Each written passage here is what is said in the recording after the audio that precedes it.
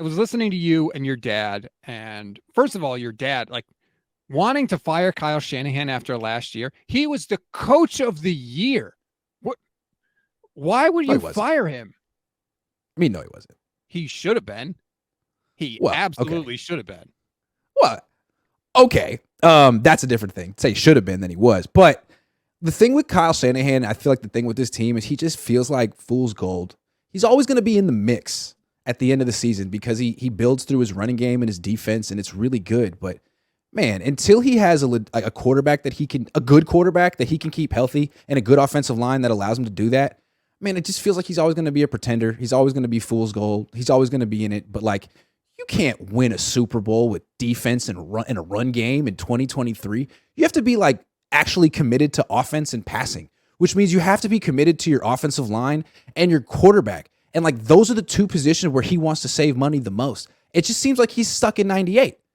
Like, he's literally stuck in 98, in my opinion. That's the way I see it. So, I mean, yeah, I think he'll be in the NFC Championship game this year for sure. I think he'll win 13 games, and he'll, maybe win the NFC, the Coach of the Year. But is he going to win the Super Bowl?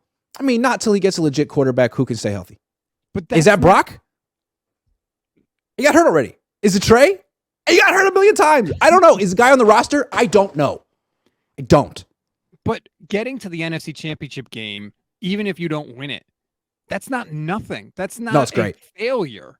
It's great. I just think that, I don't think I'll look at that and be like, oh, well, Kyle's content to settle for second best or anything like that. Nah. It's not that he's content. It's just that he's incapable of getting over the hump. So far, he's had some chances. Though I liken it to Tony Dungy in Tampa. Like, hey, it's a Hall of Fame coach, but he had a bunch of cracks at winning the Super Bowl with that Tampa team that was great, and he couldn't do it. They got rid of him, brought in John Gruden, who I'm not saying is even a better coach than Tony Dungy, but he won with that team for whatever reason. Then Dungy goes to Indianapolis, inherits a Hall of Fame quarterback, and wins. I think that's what Kyle needs to do. I think he needs to leave and go somewhere where there's a quarterback in place, because that's how it worked for him in Atlanta, and that's how it worked for his dad in San Francisco and Denver. Anytime those two had to pick their own quarterback, I mean, I put the list on Twitter. Yes, it's like 25 guys. It's a joke of a list. I'm just saying. The best guy on it is Kirk Cousins. Yeah, that's not ideal. So that's a little bit of a gap for an offensive genius. Like, can't really scout the quarterback position or develop it or keep it healthy. Like, yikes, man. Well, then what does that make you? Pretender. Sorry. I mean, it makes you a damn good coach. Good coach. I think would agree. Like, every team has strengths and weaknesses in terms of what they can evaluate and what they can't. I think he's very good at evaluating running backs and other positions. Wide receivers. Not as good. Oh, yeah. I think that's fair. Traded up for CJ Beathard, Rob. That's all you got to know. That's it. Not that I'm better. I'm not saying I'm better. My track record is awful. Just look at my tweets. But I don't get paid to do this. I get paid to talk with you. Oh, okay. I was like, wait. There it is. You get paid it's mirrored. Yeah. I think that Kyle is a damn good coach. I think he's like, if you're getting rid of him, who are you replacing him with? Who's going to be your John Gruden? It's a little late in the process. It's a little late in the process in late March. But that's a fair question. That's a fair question. I would have went with Steichen. Not that I know that much about Steichen, but I do like what the Eagles are doing, and I like the way. What I like about Steichen, not the scheme. He's a former quarterback coach who's worked with Jalen Hurts and Justin Herbert. Like, I want a guy who's shown results with young quarterbacks. And maybe it's just that those guys are baller young quarterbacks and he did nothing with them. But I think I'd at least interview him. Like, what did you do with those young quarterbacks? Because over here, we just get them injured. I don't know what we're doing, but we're just getting them hurt. They get hurt. Official BNA Music 88, Kyle tricked y'all. He's a defensive guru. I'm telling you, he's Tony Dungy. He's a great coach. A genius of defense.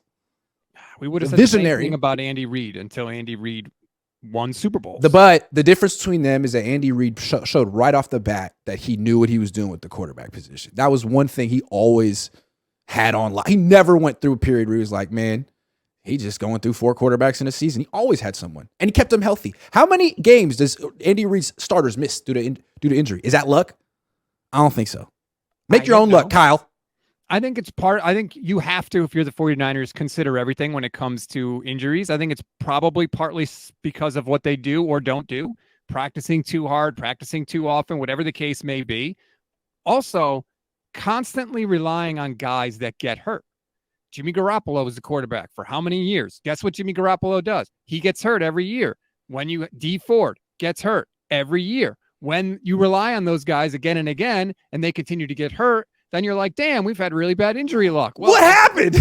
Of course you I'm so surprised. Yeah, right. It's true. It's true. But, look, I never said fire Kyle. I said trade Kyle, all right? Because I feel like just like what Al Davis did, sending John Gruden to the Bucs, which was the best thing that ever happened to the Bucs. What did he get, 2 1s and 2 2s? What is Kyle Shanahan worth in a trade? If John Gruden was worth 2 1s and 2 2s, then Kyle's got to be worth like 3 1s. I'll take it. Oh, yeah, Kyle's worth. That's the thing. Doesn't that tell you something? If he was on the open market right now, he would have teams falling all over themselves to sign. That's true. Yeah, man, because he makes you instantly relevant. You have this, first of all, you'll be talked about a lot. He's a media darling. You'll be in the playoffs. You're the Cowboys. Yay! You're the freaking Cow. Or maybe a little bit better. But are you going to win the Super Bowl? That remains to be seen. He's had a bunch of cracks at it recently. But he's still, was he 44? He's got time. Around there, yeah. He's got, because he shows a lot of growth and change. That's the one thing I'll give Kyle. He grows and he changes a lot. I like that. He does? He's humble. He grows. He shows a lot of it. Yeah, I love that. It's funny. We just had Kay Adams on, and we were talking to him about Kyle, and we were like, "What do you think of Kyle?" And she was like, Kay, "Do I like interviewing him? Does he think he's the greatest gift to coaching? Yeah, he kind of does, but he's a good coach. Like, you definitely get that impression from Kyle, and we'll see it again. He's going to speak Sunday at the owners' meetings. He don't like the media. He don't like talking to us. He doesn't like answering questions from us. He doesn't like being held accountable by anybody for any reason, and he gets very prickly if you try to hold him accountable.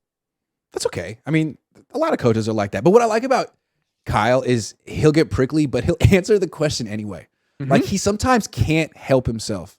It's almost like Will Ferrell in like Austin Powers 2. Like, if you ask the question 3 times, Kyle answer it. He just has to. It's like, oh, you asked it 3rd time. I hate when people do that. Okay, here's the answer.